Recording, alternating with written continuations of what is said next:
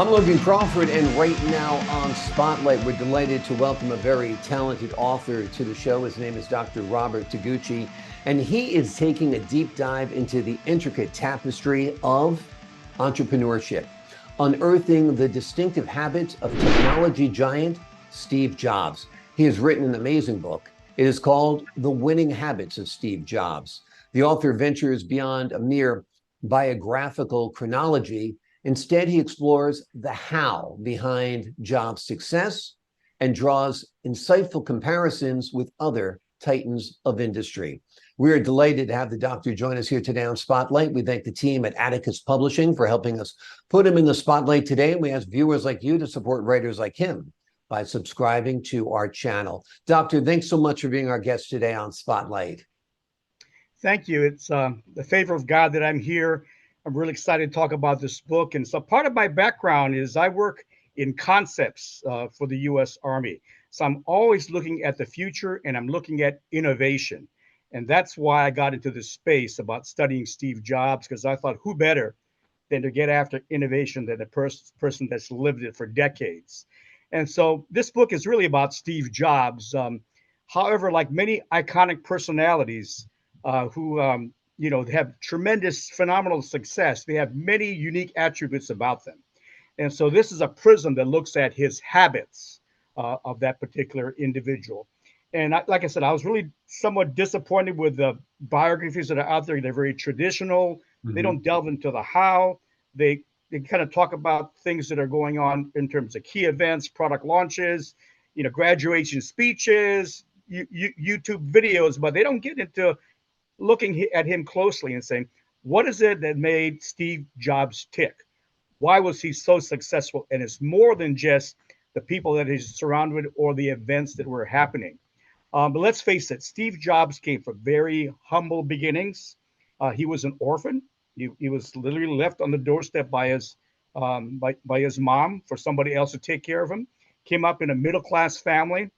But then as he grew up, he dropped out of college, smoked marijuana, took LSD, and he had all these flaws in him. So you have to ask yourself, what made him so successful?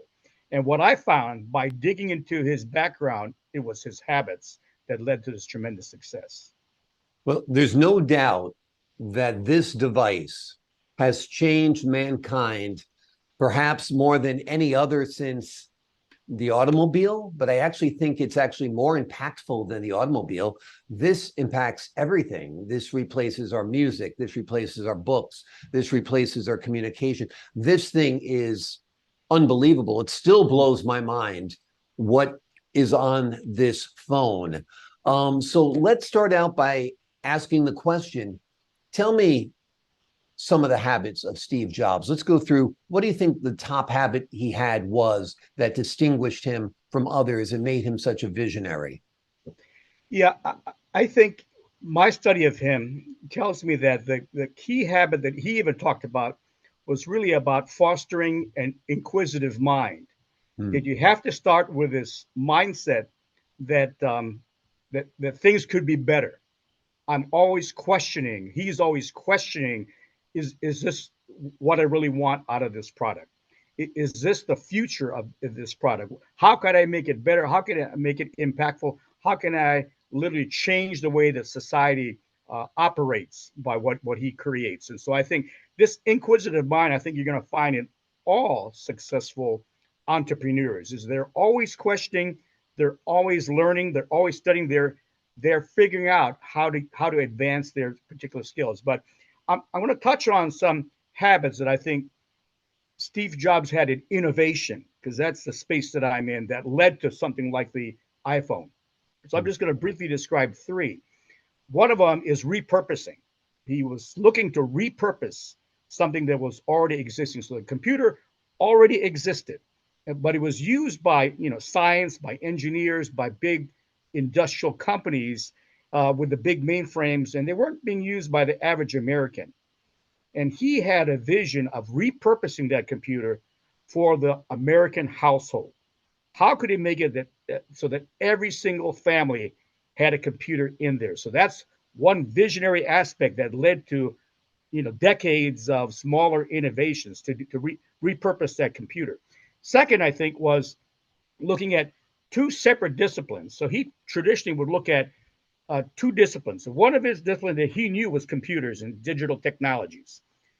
The other he looked at was music, and he wanted to immerse himself in music. So where the innovation occurs is the seam between music and digital technology. And he was able to identify how Napster was able to take CDs, rip off songs, mix it, create their own playlist, and then use it for the average individual. And he saw that as a potential to marry up with his Macintosh computer. So he worked with the software engineers, Bill Kincaid, Jeff Robin, and Dave Heller, to take their SoundJam software, bring it to the Mac, and then make the music a part of the computer. But he had an idea of the digital hub, which would also allow you to, cut and edit movies. He also allowed it to then lead to other innovations with this digital hub that eventually created the iPod, because the iPod also connected to the computer, and you were able to pick your 1,000 songs, put it on that iPod, and then quickly use it in your car or wherever. But these innovations then caused Steve Jobs to think, what could beat this technology? And then he thought up the cell phone. If I don't innovate first, somebody else will take that cell phone and put on it music, videos, movies, internet, social media, everything else. And so it's that fear of what would have happened if he didn't innovate that caused him to go into the iPhone space. And that's a tremendous invention that his whole team created. But that's a glimpse of some of the macro habits that he had for innovation. He made it look easy, but he actually had a methodology to what he was doing. It's I think you've hit the nail right on the head with your observation of this habit or this characteristic, whatever you want to call it. He basically took things that were there and made them better. Took a phone and made it better. Took a computer and made it better. Took an MP3 player and made it better. So and also made it aesthetically pleasing. I mean, I think aesthetics was a big component of his vision as well. Do you agree? I think aesthetics was a really essential part of this. He also wanted to amplify simplicity. Whatever he created, it wanted to be elegant and simple and powerful. So the color white was picked because of that. It was pure, it was magnetic, but also it was very simple. And he wanted even his computers to have that look and feel like the iPad. They had a curved, beveled edge, so they could be easy scooped up and used, so that people wanted to go touch it. It looked like something was appealing. So he was very much into the aesthetics and to make it as thin and light as possible, but to have that elegant feel to it. So I think that that's in the back of his mind. He was always putting himself in the shoes of the customer. But Steve Jobs was so good at it that he could even anticipate what the customer would eventually want even before they saw it. Why hasn't anybody been able to clone his brain more than they have? I mean, I think Tim Cook has done a nice job in carrying the mantle. I mean, this is a beautiful phone. I don't know if Steve Jobs would have designed it. He liked smaller. It has become bigger, but bigger is better in a world where we use this constantly. But, I look at Samsung products, I look at LG products, and nothing comes close to Apple products as far as hardware go, as far as function goes, as far as aesthetics go. So he established a culture, no doubt, in Apple that people are able to emulate, but it hasn't expanded beyond that. Why do you think? Yeah. Now, one amazing part about Steve Jobs is he had this habit that he used to call connecting the dots. And connecting the dots was to have as many varied, diverse experiences you possibly have, and you don't know what this is going to turn into. And the example that he uses was he took a calligraphy course in college, because he was just interested in it. He was interested in just the strokes of calligraphy and the art and the aesthetics of it.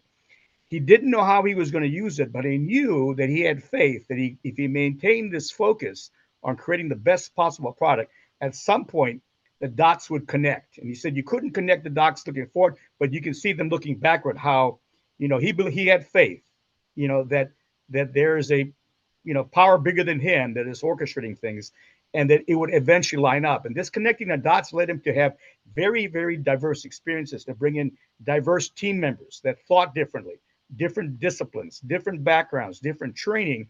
And when they came together as a team, you would have a very rich environment to connect the dots.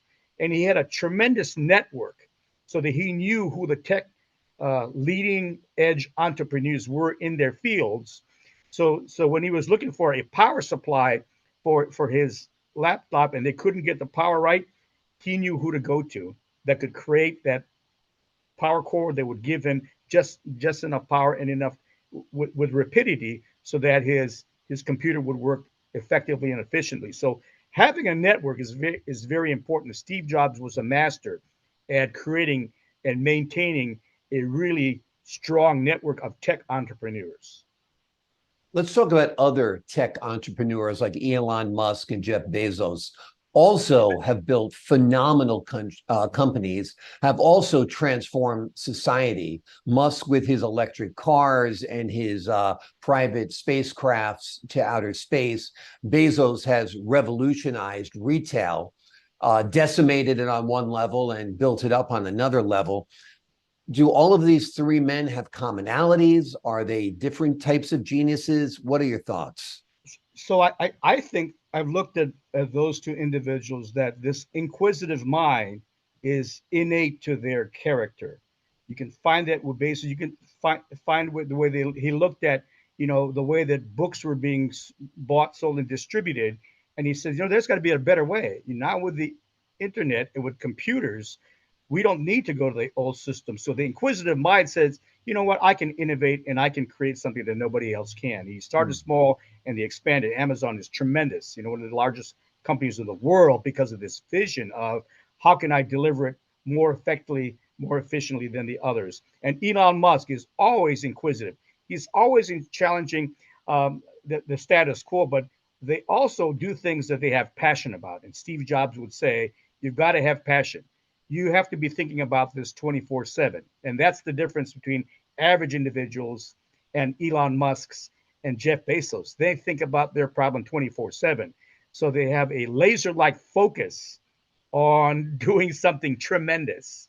Right. And Steve Jobs was amazing at that. So he would actually not take any phone calls, not take any tasks that he thought was below him. He would only focus on his number one problem. He would just ignore those and says, hey, you have to worry about this. So you have to worry about this administration or this problem.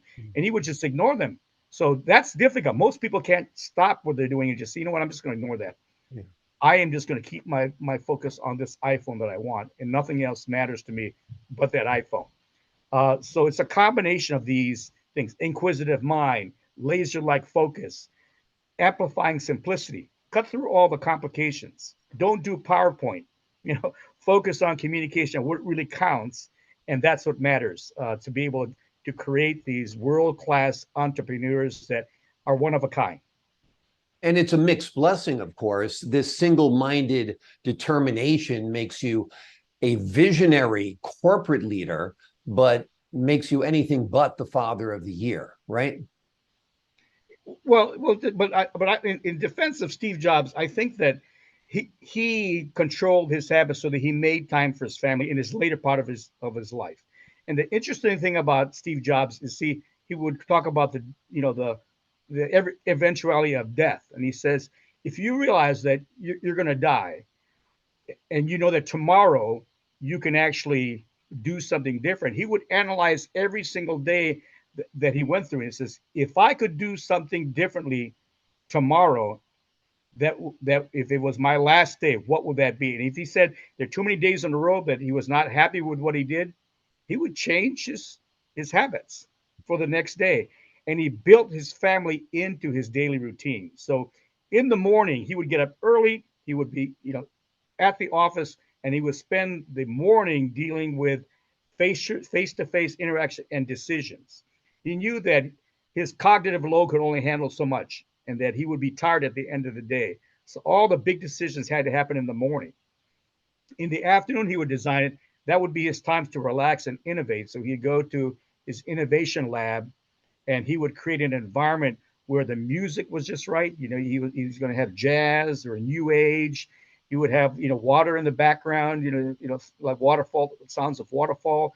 He would have beautiful scenery, and he would just feel like innovating. And he would have 8 tables of innovative devices for him to actually play with and touch and feel and think about. So that was his afternoon. He was innovating in the afternoon, and in the evening, he set time aside for his family. He was going to have dinner with his family. He didn't go to all of these gala balls and dinners and all these other party events. He stayed pretty much tied to his family. So he created an end-to-end design of his day, and I think he built that family time in there. Early on, not so much, but every day he improved himself. That's why habits are so important for people. Absolutely. The name of the book is The Winning Habits of Steve Jobs. It is written by Dr. Robert M. Toguchi. It is an amazing book. It takes a look at what made one of the greatest minds, if not the greatest mind of our lifetime, different from others, why he was a visionary, why he succeeded, and how he transformed society. This is a book that goes beyond a mere biography, but it's an analysis to help you comprehend the habits and the characteristics of a man and how you might be able to adapt them in your own life and in your own workplace. Doctor, thank you so much for joining us here today on Spotlight. Thank you so much. If I can say one last Yes, thing. sir. The reason I want to get this book out is I want to help young professionals. I've spent decades working in innovation for the military, for the U.S. Army. I'm now at the U.S. Army Special Operations Command, innovating.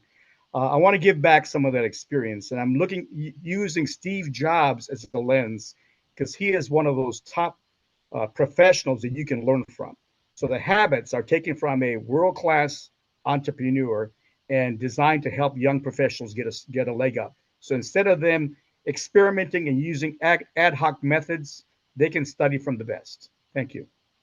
I agree. You can throw away the textbooks, and they're not going to tell you much. They're going to show you how other people have done it in kind of a common fashion. If you want to learn how to do it from the best and how the best distinguished himself, then you're going to want to take a look at this book, The Winning Habits of Steve Jobs.